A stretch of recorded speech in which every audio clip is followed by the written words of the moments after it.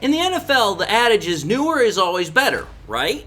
Well, when it comes to the Detroit Lions, they're staying true to a time-honored product that seems to defy NFL expectations. We're going to talk about it in this episode, folks, so don't you dare go anywhere. What are we? What makes us what we are and what we're going to be? It's grit. It's what we started with last year, guys. It doesn't matter if you have one ass cheek and three toes. I will beat your ass. Can definitely compete with the big dogs. 10-5 end zone touchdown Detroit Lions. You guys are unbelievable, man. I'm telling you. We are driven by Detroit. Hello, Detroit Lions friends, fans, and family members. Welcome on back to yet another episode of MCM Motor City Mania. I'm your host, David T. Pike. And as always, we're diving on in. Folks, if there's one thing that we as Lions fans, and I would also say the NFL has learned, it is that ever since Holmes and Campbell have been in charge of the Lions, they have shown repeatedly, and I do mean this, repeatedly, that they do not care about outside perceptions, about what people think about them. Often, in fact, what I'm going to say here is that they often will take what happens outside as far as outside views, perceptions, thoughts, and what winds up actually happening is they use it as a means of fuel in which the Lions themselves use to further motivate themselves to be even better than what they were told they are or what they were before. And if you think about it, it's from this that the Lions have shown that they have not only a great resistance, if not perseverance to this kind of stuff, but that they've also been able to overcome the trends of the NFL. Because as we all know in life, almost everything is true to this, is that over time, things change. Over time, you're looking for something newer, something better, something to stay up with what everybody else is doing. And the Lions just don't typically follow that route. They will decide that, hey, if we see something that works, come hell or high water, we're going to stick with it. We're not going to be pressured. We're not going to be told that, hey, this is not going to work. If it works, we're sticking with it. And the Lions all over the place do this. It's not just, how they draft. It's not how they coach. It's not how they play. They do it in every single facet. And in some ways, how they've done it has actually reversed the trend, if you will, as to how the NFL does things. Like, case in point here, one of the best examples I can think of right off the top of my head is that if you think about it, prior to Dan Campbell becoming a head coach, the NFL was all about just pass, like just throw the ball as much as you possibly could. Dan Campbell comes in there, he's like, yeah, we want to pass the ball, we want to throw the ball, but we also want to run the ball. We want a hard-nosed, gritty run team that's going to be able to churn out yards and is going to make defenses respect our ability to run. And if you think about it, ever since Dan Campbell kind of came on the scene, more and more teams are adopting that mindset rather than just saying, hey, you know what, we're just going to throw the ball, 40, 50 times a game, and that's going to be our game plan. Now you're seeing more teams that are going with a dual back system, and they're running the ball more often in the game. And that goes to what the Lions have done over the last 5 years. But it's not just how Holmes and Campbell have demonstrated this. It's also the players in which they choose to have on their team. Now, I could talk about a bunch of different players that, in my opinion, could, follow this kind of process. And I could talk about, different types of people, different types of things that the Lions have done as far as defying trends, expectations of the NFL, and I'm going to say this right now, that when it comes to the Lions, probably the most prominent example that I can think of, not only of the Lions, but also just a player on the Lions, would have to be this one guy who is definitely an outlier. And that player is quarterback Jared Goff. Now, I know some people are going to be like, oh, well, great, we're going to get another Goff episode. I understand you guys might not want to hear it, but let's understand something here. Jared Goff is one of those types of players that you can't help but talk about because he is just such an anomaly. He's such an outlier to the way the NFL currently operates. He is very much just he just supposedly, according to NFL experts, according to what the NFL's going in towards the direction of quarterback, he does not fit. And honestly, I think that is a huge part of why a lot of people look at Jared Goff the way they do and are like, oh, well, he just can't be successful. He can't win because he just does not fit the typical frame, the typical mindset of what quarterbacking is supposed to be in the NFL currently. Because if you think about it, in today's NFL, Goff, as I said, he's an outlier. He's an anomaly. And the reason why he's an anomaly is because the changing dynamic of quarterback pretty much looks at Goff and says, you shouldn't be as successful as you are right now. Because if you look at the NFL, quarterbacks are viewed or desired by most teams, or should I say they are expected to have what is known as a dual threat capability. When you take a look at Goff, Goff is not considered a dual threat quarterback. He is considered a pocket passing quarterback. Now, I need to make sure I put this out there very, very clearly. While Goff does stay in the pocket, and he does an immense amount of his damage through the air, to say that Goff is immobile or that he has cement shoes for feet and that he can't run is a complete falsehood. It's not true. And it's been proven wrong multiple times. Goff can move, he is mobile, he can run. He just is a lot smarter than what a lot of people want to expect him to be when it comes to being a quarterback. Again, when it comes to most quarterbacks, there is this expectation that, oh, if the play breaks down, you just need to run. You need to find a way to make the play work.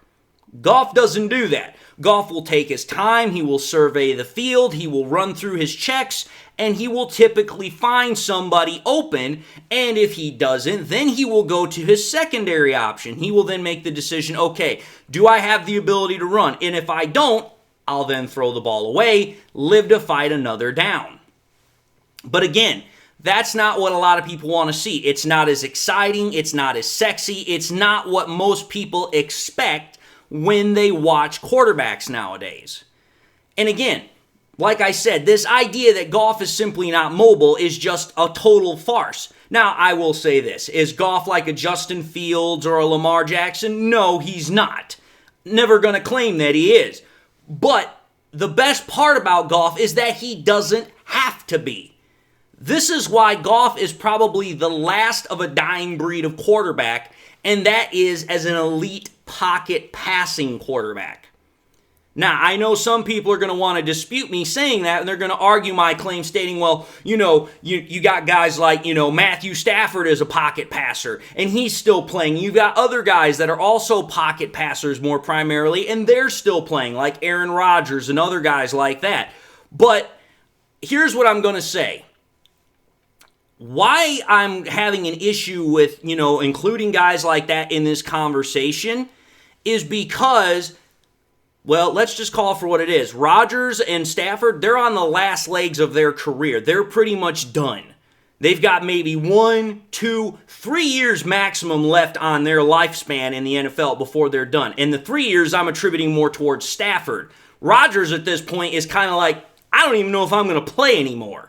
Hence the reason why he still hasn't signed with anybody.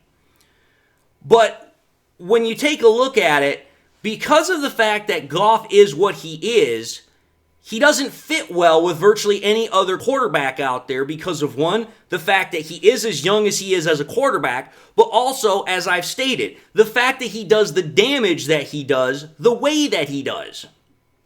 Now, other people are going to be like, well, what about guys like Justin Herbert or Patrick Mahomes that also do a majority of their stuff through the air? They also do a lot of stuff on the ground. They don't fit the typical pocket passer mentality either. And there's a definite reason why I do not include them in that category. first and foremost here, let me just, take a look at something here. Let's take a look at Mahomes, number one. When you take a look at Mahomes, not going to deny it. The guy's a great thrower. He's a great passer. He's a very, very good quarterback. Excellent quarterback. He's probably the most successful quarterback in the league right now. And when you take a look at how Mahomes plays, he does rely heavily on his arm to make the majority of his plays. But he also relies on his legs quite a bit to get him out of trouble and to make plays than what Goff has. I mean, let's just think about it. When you take a look at Goff's official career, he's played for 9 years. Over the 9 years that Goff has been in the NFL, he's only ran the ball for 551 yards. Whereas Mahomes, in 1 year less, has actually ran the ball for 2,243 yards. That's almost 4 times as much as what Goff has. So yeah, while Mahomes definitely is a prolific passer, he also runs the ball quite a bit as well. And when you take a look at Herbert, Justin Herbert, he falls much into the same category as Mahomes in regards to that, hey, you know what? Prolific passer, can definitely throw the ball well, but again, he's also relied on his legs quite a bit. But unlike Goff or Mahomes, he doesn't have the success to show for it. Again, Goff and Mahomes have been to a Super Bowl. Mahomes has won a Super Bowl. Goff has playoff success. Goff has been to NFC Conference Championship games. Herbert has not done any of that. If I recall correctly, Herbert's only won 1 playoff game. That's not really a whole hell of a lot of success for a quarterback that is high of profile as he is. And again, just to do the same thing I did with Goff and Mahomes, Herbert in 5 years in the NFL has ran the ball for a little over 1,200 yards. So think about it. In half the time that Goff has been in the NFL, he's got over double what Goff has in rushing yards. And again, that's why I look at it that way. And that's the other reason why I don't include Stafford or Rodgers or other guys like that in it. Because Goff easily could play for the next 10 years. The way that quarterbacks are playing now, they're playing in their late 30s, early 40s. Goff could play the next 10 years, no problem. And that's why when it comes to Goff, he's an anomaly. Because in the NFL currently, in this new breed of quarterback, everybody's looking for the next Mahomes. They're looking for the next Lamar. They're looking for guys that can run the ball just as well as they can throw the ball. But the problem is that everybody wants that dual threat capability, but what most people don't want to announce or most people don't want to admit is that quarterbacks still have to do about 85 to 90% of their damage throwing from the pocket. Oh, sure, you can extend plays, you can run, and you can, roll outside the pocket and do all that happy jazz, but a good majority of the plays, the good majority of the production from a quarterback is still going to be done in the pocket. Always has been, always will be. And when you think about it, a lot of teams, what they're looking for is that combination of what Goff has as a passer, but also somebody like Lamar that has that mobility. And again, Goff is mobile, but he doesn't have that fleet of foot capability like a Lamar Jackson or Justin Fields. But what makes Goff such an interesting character in the NFL is that despite the fact he's not got the mobility like Lamar or Justin Fields, he still has the ability to win and has produced, not even produced, he has outshined virtually almost every other quarterback in the NFL save for a very, very select few. Again, you take a look at Jared Goff ever since he came to the Lions in 2021, and you compare him with other quarterbacks that in that time frame that have played 50-plus games or more. Jared Goff is 4th in the NFL in completion percentage. He's 2nd in passing yards. He's tied 3rd in pass average per throw. He's ranked 4th in passing touchdowns. He's ranked 7th in pass touchdown percentage per throw. He's ranked 3rd in interception percentage per throw, and he's ranked 3rd in passer rating. I mean, the stats don't lie. For a pocket passer that does not fit the NFL standard, the NFL, norm of what a quarterback is supposed to be, almost all of those numbers are top 5, and a good majority of them are top 3. And then, just to add further insult to injury, Jared Goff's play action stats, the thing that he is probably the best quarterback in the NFL for. In fact, I can prove he's the best at it. If you take a look at Jared Goff's stats at play action since 2021, He is second in the NFL in completion percentage. He is first in the NFL in passing yards off of play action. Tied first in pass average off of play action.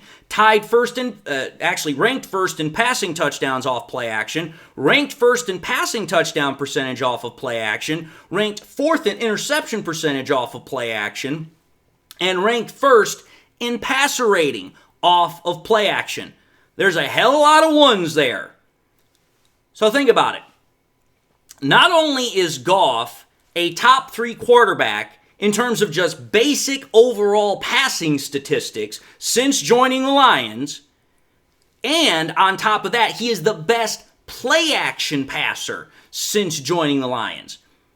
I mean, just call it for what it is. That's not damn bad for a pocket passer that, is compared to guys like Mahomes, Lamar, Herbert, Allen, Burrow, all of these up-and-coming quarterbacks that are supposedly dual-threat guys that can run, extend the plays, that are much more athletic than Goff, but yet Goff is outproducing virtually all of them.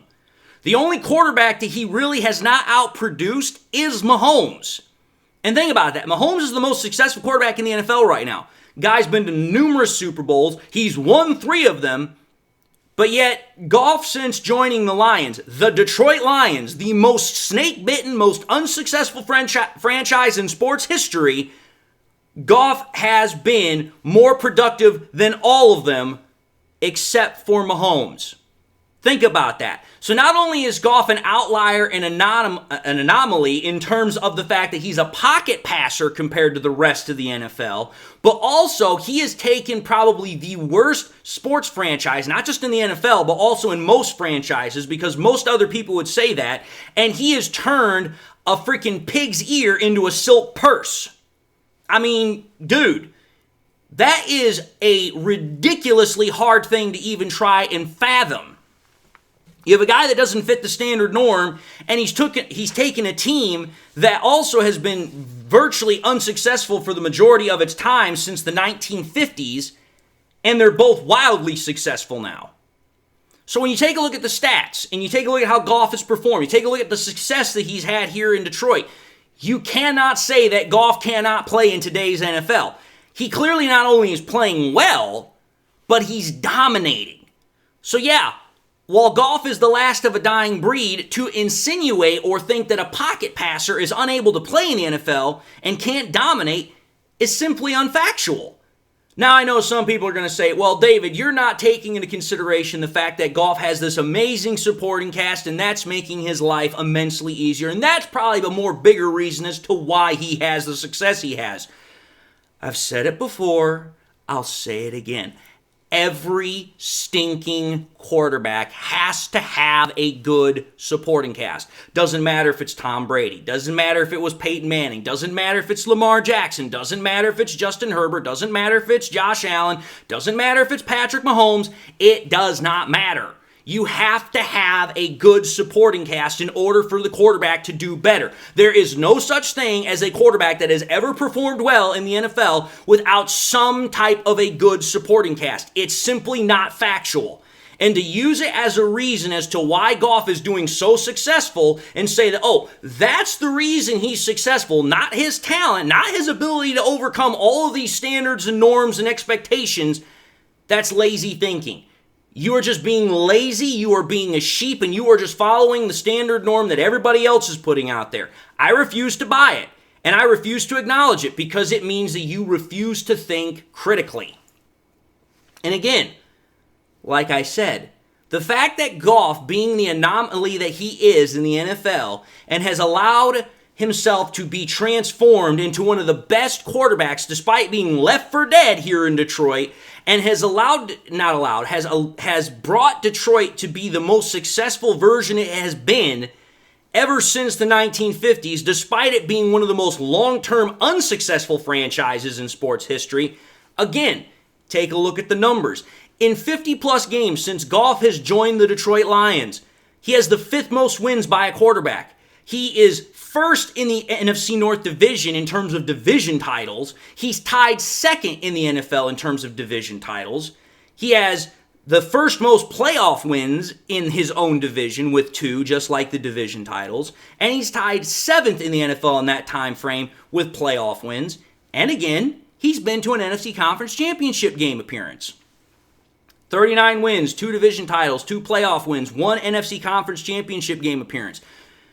Again, when you consider the anomaly, when you consider the fact that in essence what Goff is to the NFL is a square peg trying to fit into a round hole, and then you consider the fact that here in Detroit we are considered one of the most long-standing, dismal returns of teams in the entirety of sports franchises that has had over the last 3 decades. That's what the Lions have been.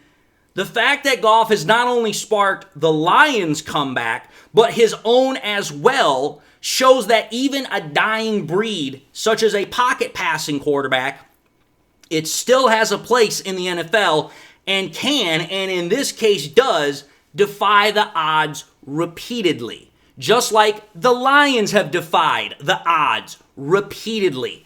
It's a perfect marriage between what Goff and the Lions are. They are considered, hey, you guys shouldn't be as successful as you are, but yet you are. Yet they are.